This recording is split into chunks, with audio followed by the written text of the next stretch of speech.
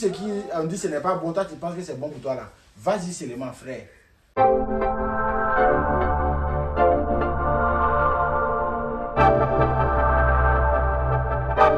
Bonjour la Jaguar. Bonjour ou bonsoir, ça dépend de l'heure à laquelle vous suivez cette interview. Aujourd'hui, nous faisons une petite interview avec un humoriste burkinabé qui s'appelle la Jaguar. Qui est la Jaguar? Ouais, mais me demande qui est la Jaguar. La Jaguar, c'est un artiste humoriste burkinabé, c'est pas un animal, c'est l'enfant de quelqu'un. Et voilà, notre spécialité, c'est de partager la bonne humeur. Ok. Mais qui se cache derrière la Jaguar? Yamiogo Wendiam Sévérin, l'état civil. Je suis burkinabé, je viens de Koudougou, moi aussi. Parce que beaucoup de gens se disent, ah, parce qu'on te voit là, je suis né en Côte d'Ivoire, d'une maman togolaise et d'un père burkinabé. Ok. Depuis combien d'années tu exerces dans le milieu? Ouais, ça va faire 10 ans, j'ai fêté mes 10 ans il n'y a pas longtemps. C'était à la salle des banques de Laval, 2014 février 2025. Et j'ai fêté mes 10 ans de carrière. Et Dieu merci, ça a été un franc succès. Je profite en même temps de votre temps pour dire merci à toutes ces personnes-là qui nous accompagnent, qui nous suivent depuis le début. Qu'est-ce qui t'a donné envie de te lancer dans le milieu humoristique? Bon, déjà à la base, moi, j'ai jamais imaginé qu'un jour j'allais être même un artiste, n'en parlons pas être humoriste. Parce que déjà, si j'avais une réponse à donner, je pourrais peut-être dire que j'allais être un danseur professionnel. Parce qu'on faisait les ballets à l'école, on participait aux compétitions de l'école et tout. Mais c'est à ma classe de terminale que le don de l'humour est venu. Et en tant que chef de classe, quand on finissait de traiter souvent les sujets, en terminale bien sûr, au lieu de laisser mes camarades bavarder de temps en temps, j'envoyais des blagues. Et j'ai un ami journaliste, un ami qui est devenu journaliste aujourd'hui du nom de Aubin Ouedraogo, à qui j'ai dit merci au passage. C'est lui qui m'a dit, non voisin, ce que tu fais là c'est bien, je pense que si tu essayes de mettre un peu de sérieux, tu te donnes à fond, ça peut donner un bon résultat. Donc c'est comme ça les choses sont parties. Mais comme on le dit, les dons ça se travaille. Il faut travailler pour développer la chose. Moi j'ai jamais fait de théâtre, j'ai jamais fait de cinéma. Et je suis venu dans l'humour, dans le tas comme ça. J'ai appris sur le tas. Et au fil du temps, j'ai passé mon temps maintenant à me former jusqu'à ce que ça donnait ce résultat-là. Mais je vous avoue que c'est pas un domaine du tout facile. Parce que l'humour fait partie des métiers les plus compliqués au monde. Parce qu'imagine, on te met dans une salle où il y a telle personne qui a un souci avec sa chérie, l'autre a problème de loyer, l'autre a problème de santé. On met toutes ces personnes-là dans une salle et puis on dit, bon, mesdames et messieurs, il y a un humoriste qui va venir vous faire rire. Nous sommes comme des psychologues. Donc, c'est un peu ça aussi. Et comme on le dit, on ne l'a pas choisi, c'est Dieu qui nous a mis dedans. Donc, on se donne à fond parce qu'il n'y a pas de sous-métier. Vous avez parlé du fait que vous faisiez des ballets en terminale. Ouais. Vous étiez dans quelle école? J'ai fait le lycée municipal de Koudougou. D'ailleurs, on a rencontré 2 compétitions successives. La première année et la deuxième année. J'ai été au lycée provincial aussi. J'ai été au collège Saint-Joseph-Mukasa de Koudougou. Okay. En tout cas, j'ai fait un cursus scolaire en tout cas très intéressant. J'ai été également à Bobo à l'école Yabé Géré. Et à l'école primaire, j'ai fait l'école évangélique de Koudougou. Et j'ai bossé aussi à l'école PC à Ouaga. Et l'école Zongo. C'est là-bas que j'ai eu mon CV. J'ai commencé l'humour en terminale, ça en 2015. Depuis lors, vous avez continué jusqu'à présent? Ah oui, parce que vous savez, comme on le dit dans toute chose, il faut apprendre à avoir un cœur, j'aime dire en expression terre à terre, il faut avoir un gros cœur pour ton avenir.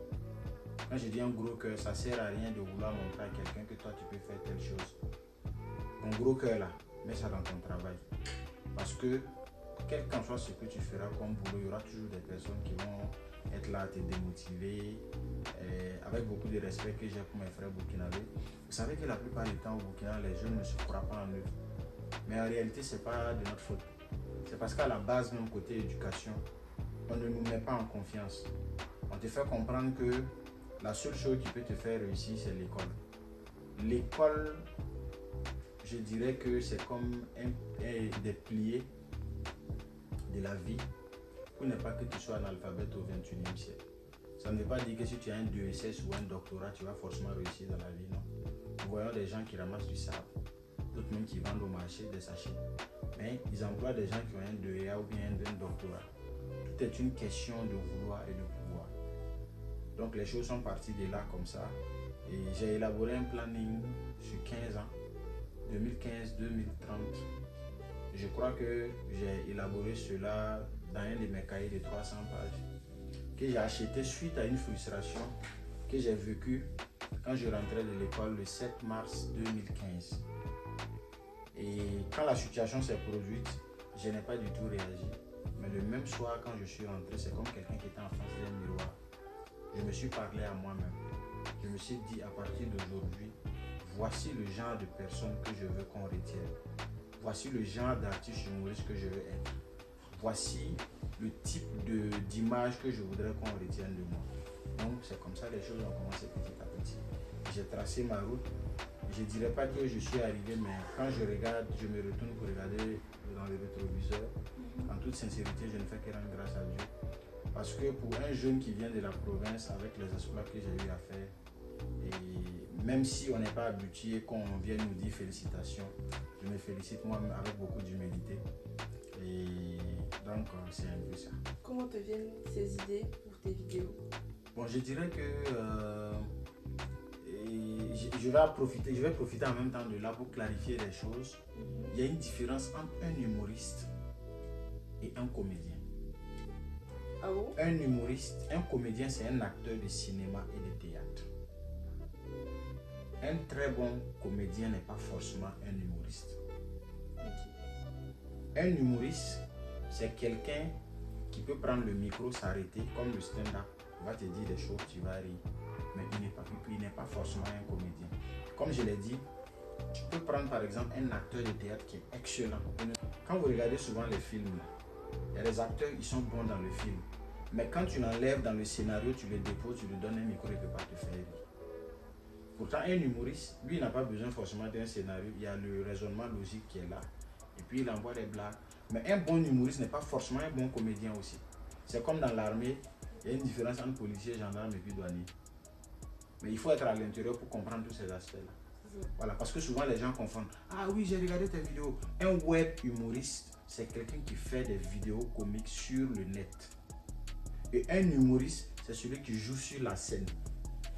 C'est ce qui fait la différence. Il y a ceux-là qui peuvent vous faire rire dans des vidéos, mais quand vous les mettez sur la scène, ils ne peuvent pas te faire rire. Par contre, il y a d'autres, c'est le contraire. Sur la scène, il peut te faire rire, mais dans les vidéos, il n'est pas trop comme ça. Par exemple, moi, c'est maintenant, je suis en train de me former au niveau des vidéos. Okay. Voilà, ça, ce sont des détails souvent que les gens n'ont pas. L'inspiration, c'est vraiment... Maintenant, l'inspiration, c'est pas quelque chose qu'on peut dire, c'est à gauche ou à droite, où tu peux aller puiser. Non. Ça, c'est Dieu qui donne ça comme ça. Voilà. Et quand vous vous levez le matin, vous dites, ah, j'ai une idée. Je prends un exemple simple. En venant par exemple ici ce matin, tout ce qui s'est passé sur la route là, je note. Au départ, ça fait pas rire. Mais je vois des réalités, je note un peu. Quand je suis arrivé en France, j'ai remarqué que les gens, à chaque fois, ils sont pressés dans le métro. Ma question que je me pose, ils vont où? Ok, la deuxième question, les gens ne se saluent pas, puis ils notent. En temps, j'ai remarqué que 2 jours, la police est sortie, ils sont en train de faire des contrôles. Ça, ce sont des petites choses que je note comme ça. Maintenant, comment je vais réussir maintenant à transformer ça pour que ça fasse rire? Ça, c'est un travail maintenant que je vais faire, à réfléchir tous les jours. Et après, quand je finis de rédiger le texte, il y a ce qu'on appelle le metteur en scène. Le metteur en scène, il y a ceux qui ont choisi art et spectacle à l'université. Qui ont fait les lettres modernes. D'autres me vont jusqu'à doctorat ou je ne sais quoi là. C'est eux, par exemple, maintenant qui corrigent ce qu'on écrit. Okay. Voilà pourquoi je dis toujours, quand tu ne connais pas, c'est bien de toujours demander. Et je profite en même temps aussi de la caméra pour dire, tous ceux-là qui voient souvent les comédiens ou les humoristes là, si vous avez la possibilité, il faut les motiver, c'est très important. Parce qu'on fait un métier qui est extrêmement compliqué. Surtout que nous n'avons pas un peuple qui est flexible de nature. C'est parce que maintenant les choses sont en train de changer. Sinon le Burkinabé avant ne riait pas comme ça. Voilà, mais tu ris ou tu as mouru, tu ris pas ou tu as mouru. Donc c'est mieux de rire. C'est vrai. Voilà. Okay. Quelle est la première vidéo inspiration que tu as eu à poster sur les réseaux sociaux? Oui. Et je pense qu'au départ, on avait commencé comme ça. Je pense qu'on a fait une vidéo sur le sida qui a vraiment explosé. Cette vidéo nous a donné plus de 2 millions de vues en moins de 24 heures. C'était la toute première fois, on a fait le truc, c'est parti dans tous les sens. Et je pense qu'à partir de là, ça nous a donné de la motivation.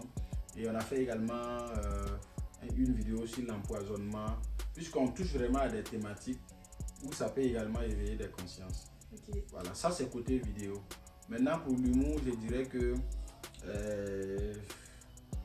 ma toute première fois de faire une prestation, c'était au 72 heures de notre école, au lycée municipal de Koulougou.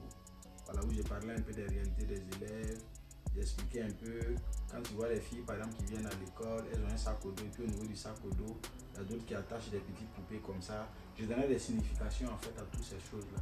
Mais comme c'est un truc que tu vois en même temps, la réaction est nette quoi. C'est ça. Voilà, donc les trucs sont partis comme ça. Ok. Mais je vous assure que tout ce qu'on fait, que ce soit en vidéo ou en scène, on écrit d'abord comme les cours.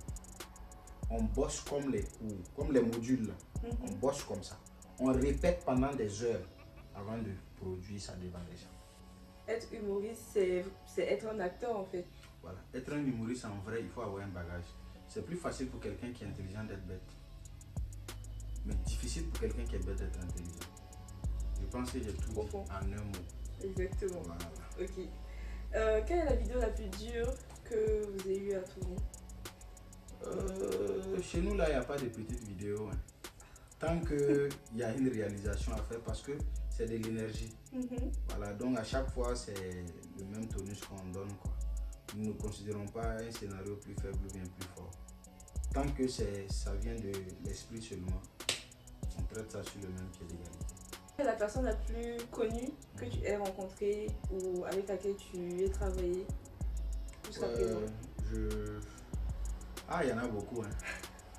Ah, il y en a un beaucoup. Petit top 3 ou top 5? Il y a Omar Defunzu du Gabon. Ok. Il y a Michel Gou.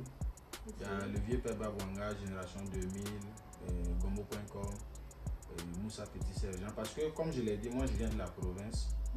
Voilà. Et au-delà de ça, j'ai rencontré aussi des personnalités comme il y a Idrissa Nassa. Et il y en a plein, que ce soit au Burkina ou ailleurs. Voilà, j'ai eu quand même la chance de rencontrer beaucoup de personnes. Voilà, c'est ceux qui viennent à l'idée rapidement que j'ai essayé. C'était ok. Quelle est la personne qui t'inspire le plus dans ta vie? C'est ma mère. Ah ouais, Ah oui. ok. Ouais. Ça, cette combativité, cette foi que j'ai, cette rage que j'ai d'avancer, j'ai tiré ça d'elle.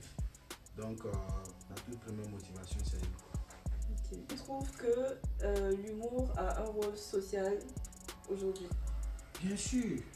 Par exemple, si y a une situation, si je viens te le dire avec un ton sérieux, ça peut créer une autre guerre. Mais si je mets de l'humour dedans, on peut en rire, mais en vrai, peut-être je t'ai dit la vérité en riant, tu as ri.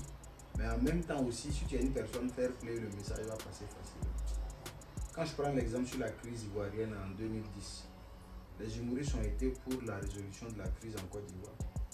Ça veut dire même la situation qui se passe au Burkina. Si l'État vote un bon budget et il met sur les artistes humoristes et comédiens, vous allez voir que ça va permettre aussi d'atténuer beaucoup de choses. Il y a des langages qu'on n'a pas forcément besoin de bâton pour pouvoir l'exprimer. Il y a des langages qu'on doit faire passer à travers le sourire. Et quand ça sourit, ça passe mieux. Moi, par exemple, un professeur qui me donne le cours en disant « Celui qui s'amuse avec moi, je le fous dehors ». Ce genre de professeur au lycée ou bien à l'école primaire, quand il a son cours, vous allez voir que les gens ne sont pas motivés. Mais il y a des professeurs, quand ils viennent et puis ils vous font rire, ils s'amusent et tout, tu vois que c'est intéressant. Voilà. Ce sont des codes. Et ça place partout, quoi. Ouais. Et même, pourquoi l'humour même est important? Tu te lèves tout de suite là, tu peux voir une femme qui est très belle. On te dit qu'il faut l'aborder. Mais tu ne peux pas. Mais si tu es quelqu'un, tu as la gâchette de riz facile là. Tu ne peux pas. Même si on dit que la dame est compliquée comme un comment.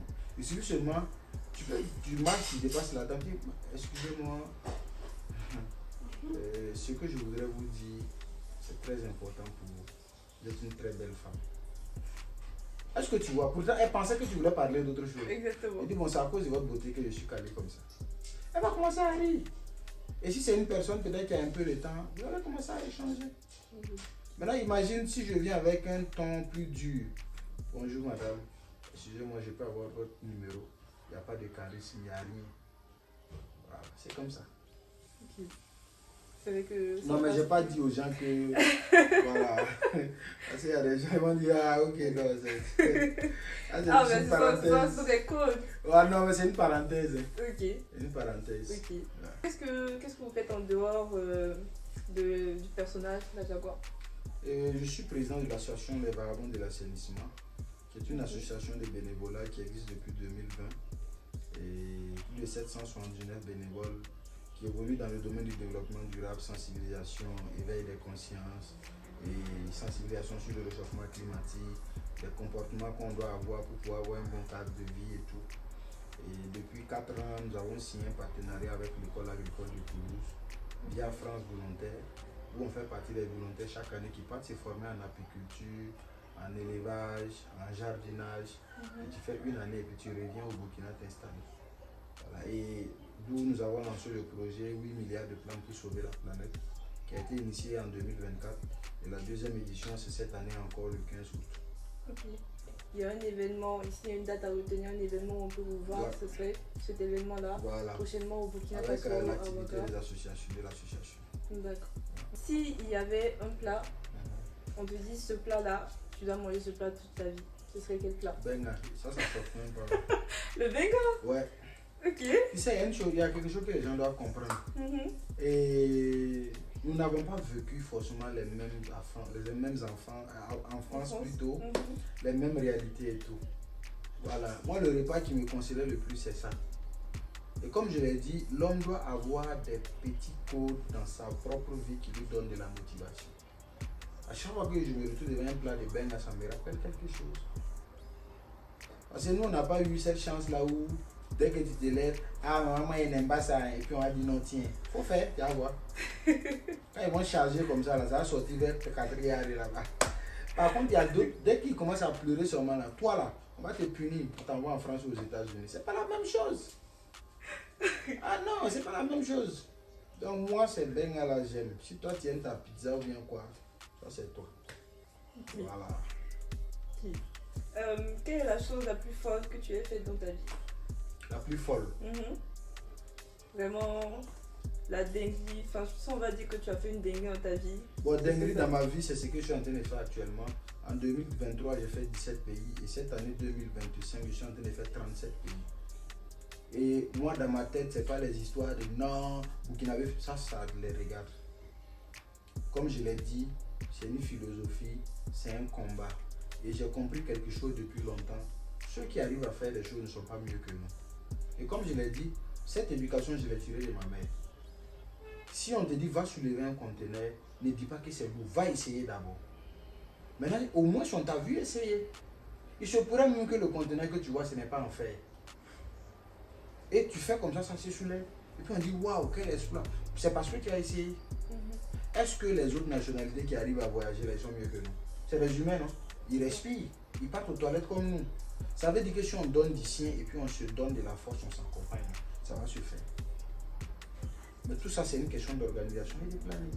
Et je me dis qu'on a jusqu'à 360 et quelques pays dans le monde. 37 pays, c'est quoi? Ça, c'est mon raisonnement. Si aujourd'hui, par exemple, toi, tu as construit un immeuble et que peut-être la famille Trump a peut-être 1000 immeubles à travers le monde, pourtant ce sont des humains comme toi, ça veut dire que si tu te donnes du sien, tu peux également construire 1000 immeubles. C'est ce raisonnement-là que je voudrais que notre génération puisse avoir. Mais ne pas s'asseoir et dire non, ah, nous on veut faire tel truc là-haut, mais on n'a pas de financement. La question que je pose, elle est simple. Quand tu manges la nourriture, ça rentre dans ton ventre. Ce qui est dans ton ventre, c'est pour toi. Le matin, quand tu vas aux toilettes, quand tu t'assois, quand tu ne pousses pas, est-ce que ça sort? Ça veut dire même ce qui nous appartient là, nous demande de fournir des efforts. Maintenant, imagine ce que chercher l'argent demande. C'est comme ça qu'on doit raisonner. Et comme on le dit, nous on ne cherche pas l'amour de quelqu'un. Tu nous aimes pas, on s'en fout. Et ça même, on te montre ça en plus. Histoire de non, ah lui là, il est arrogant. Hey, si quelqu'un ne t'aime pas, au même pas tu vas le gérer. Concentre-toi sur ton objectif. Parce que même Jésus qui est le Fils de Dieu qui nous a créés, nous tous là, Quand il est venu là, il dit il est venu partager la bonne nouvelle. On dit viens comme ça. On l'a mis sur la porte. C'est pas toi l'enfant de Mathias, moi l'enfant de Marcel qui vont laisser. Donc quand tu arrives à comprendre tous ces aspects-là, le reste là c'est du vent. Et je préfère marcher toujours avec des gens qui nous tirent pour aller de l'avant. Que les gens qui vont passer leur temps et dire non, ça là c'est compliqué, il y a ma soeur qui voulait faire ça, et mon frère qui a fait ça, ça n'a pas marché, c'est ton frère, c'est pas mon frère. Une manière de dire que notre avenir n'est pas lié. Quand le bébé naît là, si tu as fait la remarque, c'est toujours fermé. La peau, c'est une façon de dire que chacun naît avec son avenir dans sa main. Et ça dépend de toi. C'est comme ça. Celui qui se bat pour quelque chose. C'est pour lui la chose. Ok. Quelle est la vanne que tu regrettes d'avoir dite? Je me rappelle une fois, il y avait une cérémonie au temps de rock avec Papa Simon Comparé où j'ai fait une vanne sur la sécurité qui n'est pas bien passée. Et sur l'échange, j'ai eu la chance de m'excuser. Voilà, je pense que ça a été l'un des soirs où vraiment, quand j'ai fini, c'est pas que dans l'ensemble ce n'était pas bien, mais la vanne n'est pas passée et ça crée un froid. Et ma chance, c'est que je devrais faire un deuxième passage. Et quand je suis repassé, je me suis excusé avant de continuer. Je vais continuer. Voilà. Okay. Quelle est la chose qui te fait rire à coup sûr? Même si tu l'écoutes ou que tu regardes 100 fois, ça se regarde toujours. Non, moi tout, hein. Tout.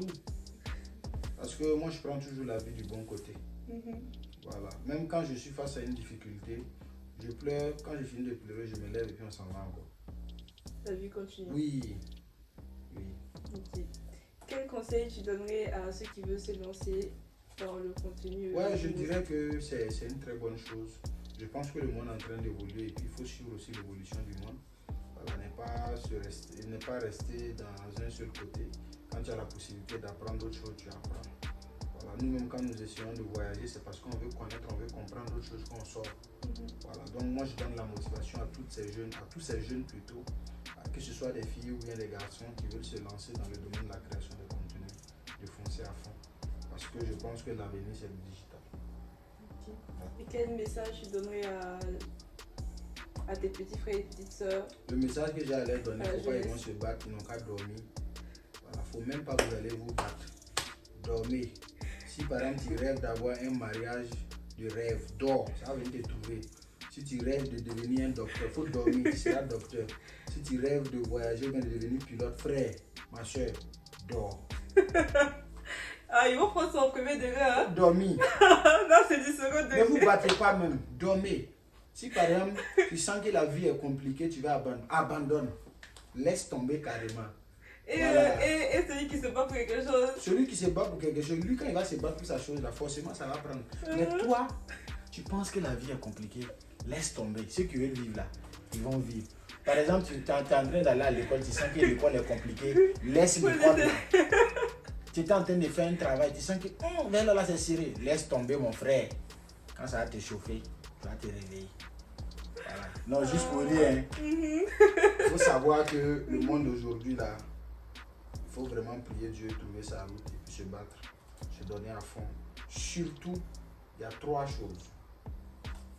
Depuis on a commencé à parler jusqu'à maintenant, soyez spirituel.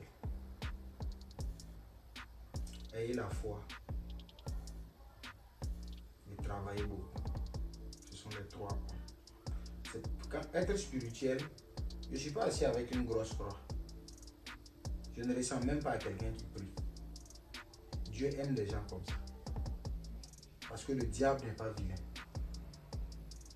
Pourquoi souvent vous voyez des gens, le gars là, pourtant il est calme, il porte chemise, il a les lunettes claires. Moi je me disais que c'est bien la fille là, quand il a voyé descendre à une soeur avec ses lunettes claires.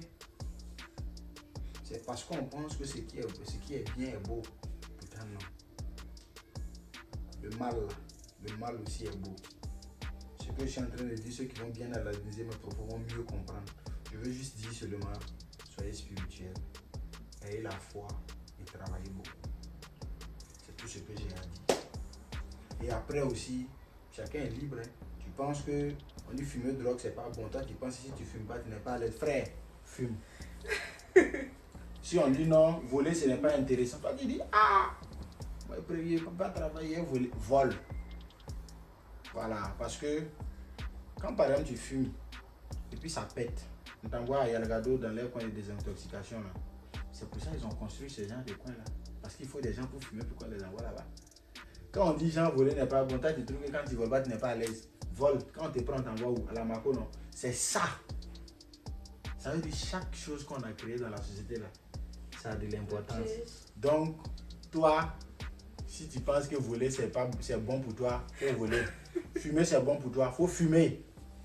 Voilà, tout ce qui on dit ce n'est pas bon, toi tu penses que c'est bon pour toi là. Vas-y seulement frère. Voilà. Nous, on va toujours continuer à prendre les conseils. Mais je déconne, juste pour rire. Et ça fait plaisir en tout cas d'être toujours en interview. Et là, je vous rappelle que l'interview là, c'est à Paris. Hein. Tu n'as jamais proposé que tu aimerais qu'on te propose? Moi? Ah, ça là, c'est chaud. Ouais.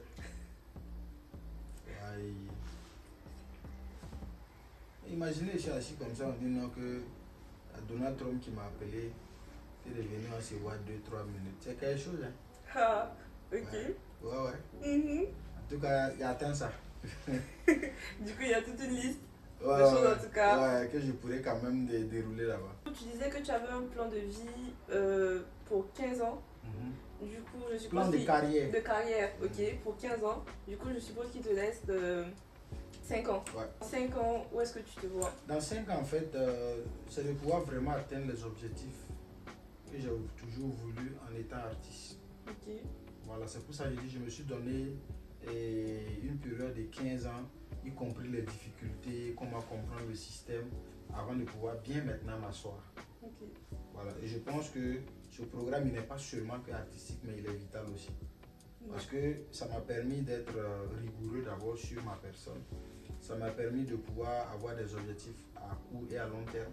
Ça m'a permis d'être très audacieux. Parce que je le dis et je le répète, moi je suis extrêmement audacieux. Pour ceux qui me connaissent depuis le début, ils savent que je suis quelqu'un de très têtu. Têtu pour son avenir. Parce que je sais qu'il y a des voyages que j'ai faits dans des pays où je ne connaissais personne, mais je suis allé. Mais aujourd'hui où nous sommes en train de parler, là, si aujourd'hui toi et moi on va dans ces pays-là, il y a des endroits où on va rentrer, tu vas te demander mais comment le gars il a fait. Et il ne faut pas avoir peur d'approcher les gens. Il ne faut pas avoir peur aussi d'échouer. Je ne suis pas le genre de gars qui a peur de l'échec. Moi, je m'en fous. J'échoue tout à l'heure, là, je me lève encore, je m'en vais. Comme je l'ai dit, tout est une question d'éducation.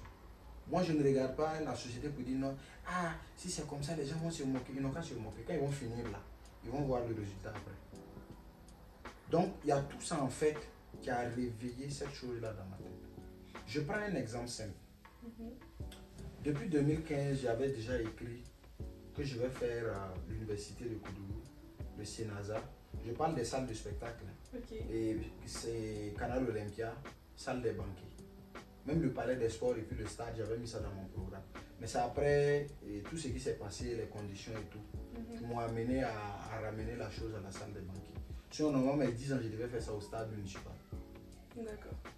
Les gens avaient dit non, c'est rentré sorti ici. Moi, ils ne regardent pas ça. Et puis, je ne suis pas le genre du gars, ah non, c'est que le truc que le gars va faire, c'est le jour là, tu vas savoir pourquoi on est là. La preuve en est que en 2017, à l'université de Koudougou, l'entrée de mon spectacle, c'était à 1000 francs. Les gens ont dit non, qui va payer 1000 francs, venez te regarder. Même les grands artistes, là, quand ils viennent ici, là, c'est à 500. J'ai fait mon spectacle à 1000 francs, il n'y a pas eu de placement. En fait, 1400. C'est la toute première fois qu'un artiste local de la ville fait ça. En 2019, je suis venu à Ouaga, c'est Naza, 3000, 5000. Les mêmes propos. Ah non, c'est cher. On a rempli le Sénat. Canal Olympia, 5000, 10 000. Ou quand tu achetais le ticket, on te donnait une miche de pain, je portais les peignoirs et tout. Je faisais mon mouvement. Et à faire des peignoirs, si vous avez remarqué, après 2022, je n'ai plus utilisé. Parce qu'il y a eu un débat autour de ça. Ils ont voulu coller l'image du peignoir à un sujet très sensible, donc j'ai préféré laisser cette question du peignoir pour continuer mon chemin. Mais on a fait 4700 à Canal Olympia. Depuis que Canal Olympia est construit, de même événements gratuits n'ont jamais eu public comme pour moi, malgré que c'était payant. Je pense que la direction est là, les gens peuvent aller prendre les informations. Mais en fait, parfois, quand on est là, on ne s'exprime pas, ou bien on dit des choses, les gens vont se dire non, on se prend trop la tête. Moi, j'ai dit l'humilité là. On va te respecter physiquement, mais quand ça rentre dans le travail là, il n'y a pas ça dedans. Le travail, c'est le travail. Je peux te respecter, mais quand ça rentre dans le travail, moi, je ne connais plus ça. J'ai dit salle des banquiers, les voilà 2 000. Entrée 15 000, 25 000, 50 000. Ah, ça veut dire quoi ça? Il n'y a pas eu place. Mais est-ce que si par exemple, on n'arrive pas à prendre des initiatives, on peut réaliser ces choses-là? C'est une manière d'amener les gens à comprendre. Il faut qu'on arrête d'être con dans le cerveau. Si toi, par exemple, dans ton éducation, tu as une éducation faible ou tu n'as pas confiance en toi, c'est la faute à personne. Mais est-ce que quand tu rentres dans la rue, c'est la même éducation qu'à la maison? Donc c'est tout ça qu'on a pris, on met ensemble. Et on essaie de prendre les conseils des uns et des autres à côté. Moi je suis quelqu'un, moi j'aime les critiques. Salut frère, comment tu vas? J'ai vu que tu as fait telle chose. Bon, je pense que ici, là, tu peux faire comme ça. Et puis la vie continue. C'est pas comme si on parle et puis on a une oreille du non. Les concepts qu'on crée là. Ailleurs, on sait que si c'était ailleurs, ça allait plus prendre. Mais moi, j'ai dit, il faut que ça change. Les histoires disent, ah, c'est parce que c'est au Burkina là. Le sorcier qui te dit ça, c'est lui-même qui est en face de toi. Parce que le Burkinabé, c'est qui? Si on dit les Burkinabés sont compliqués, la question que je pose, le Burkinabé, c'est qui? C'est toi, c'est moi. Donc c'est à nous de changer notre manière de faire, notre manière de voir. Et les choses vont vraiment changer. Est-ce que si l'autre n'avait pas eu le regard de vouloir organiser peut-être un casino de Paris pour nous, Burkinabé, artistes, est-ce qu'on allait pouvoir faire le casino de Paris? On allait s'asseoir pour dire que c'est compliqué. Il faut que ça change. Donc c'est dans cette mentalité-là. Mais je suis un humoriste, hein.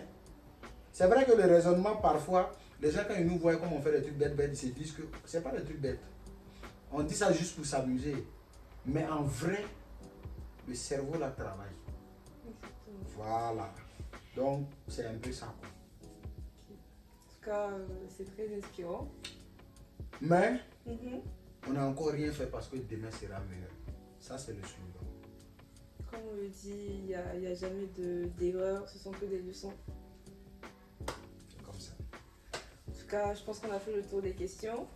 Et est-ce que prochainement, quels sont les événements, que ce soit en France ou en Europe, que vous avez prévu? Bon, déjà, je ne sais pas, la vidéo sort quand en début août, je serai au Bénin. Et le 15 août, on lance 8 milliards de plans 2 et acte 2. Et en fin août, je crois que je dois être dans un autre pays. Et en septembre, je serai en Suisse. Ainsi de suite. D'accord. Alors, le programme est déjà déroulé, quoi. Pas de souci. Voilà. Et on peut vous retrouver sur tous les réseaux, Instagram, Instagram, TikTok, Facebook, la Jaguar, et en un mot collé, certifié sur Facebook. Sur TikTok, vous allez me voir aussi. Sur Instagram, c'est la même chose. Voilà. S'il y a des suggestions, n'hésitez pas à les faire. Mais ne vous asseyez pas là-bas pour dire ouais, non. Nous, on ne connaît pas tout. Nous aussi, on est venu apprendre. Que Dieu nous aide. Amen. Et surtout, n'oubliez pas, hein, commenter, partager, il faut la suivre. Merci beaucoup pour l'interview. Que Dieu bénisse. On est ensemble. En tout cas, merci beaucoup. Merci. Je suis disponible pour tout événement sauf funérailles. C'était l'interview avec la Jaguar. N'hésitez pas à vous abonner, à commenter et à partager. Et à une prochaine fois pour une autre interview. Merci.